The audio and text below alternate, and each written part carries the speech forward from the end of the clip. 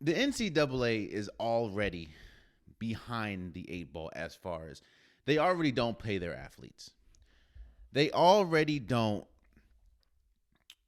They make billions upon billions off of these athletes, whether it's basketball, whether it's football, whether it's any sport. The NCAA makes billions of dollars off these athletes, and they don't pay them. Now, a lot of people say, well, they get free tuition, they get per diem, they get to travel.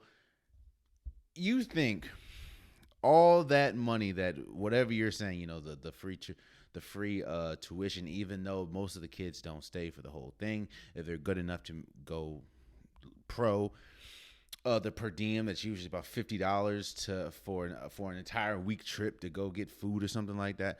You think that that's worth the same amount of money that Zion Williamson brings to the school, or the South Carolina women's basketball team brings to the school? I say that to say this before we even touch on this bracket that we're going to do today.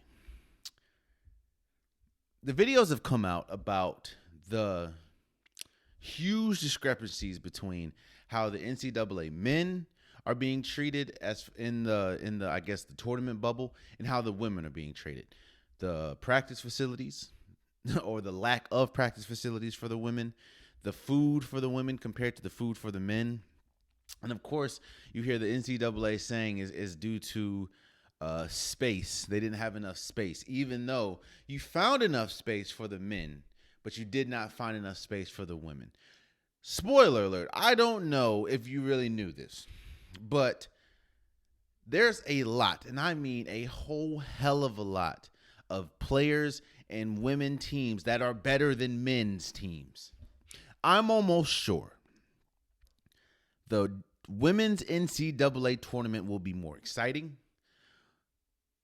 Well, you'll see better basketball, and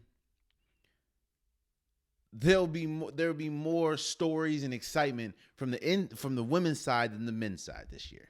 Hell, I've said this entire year that the college basketball on the men's side has been down the entire year. Hell, Duke's not in the tournament. Kentucky's not in the tournament. North Carolina's an 8th seed. It's been down. What I have said, however, is that it has not been down for the women's side. You see teams like Florida Gulf Coast that we'll talk about today. They've been great.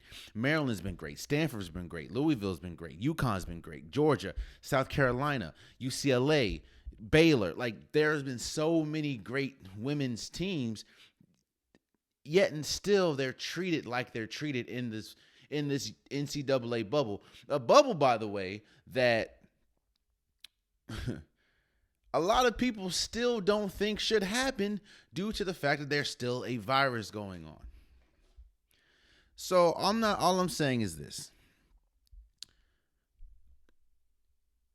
We know that people view men and women differently.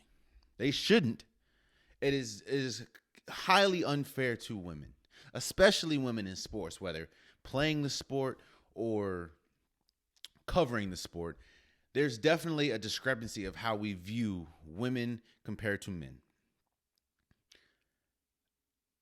Get it right, NCAA. That is unfair treatment that you have the men's side being treated 10 times better than the women's side.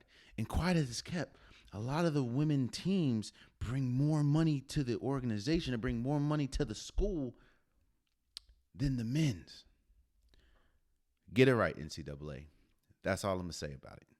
Get it right.